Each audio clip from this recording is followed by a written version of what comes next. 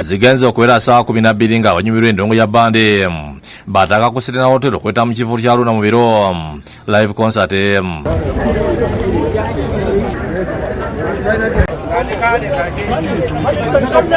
Bano bazima badde emisinde egitali gimu era tuwayiza mudaawo nga tebannaba kweyingira.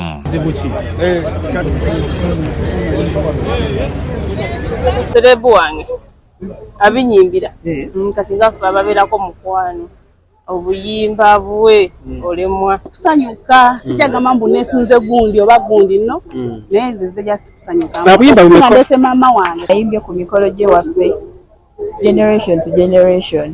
That's why you're here. That's why I'm here. Mubaze kubadde Katikkiro Charles Peter Mayiga ne mukyala Margaret Mayiga abalegeze bajuza Serena Conference Center ekivulu ekibadde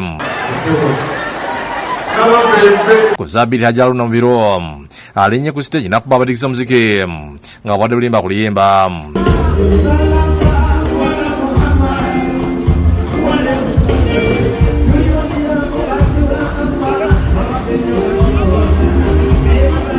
Obadde ayimba abadigize bebamufuwa ssente n'okunyenyaamu.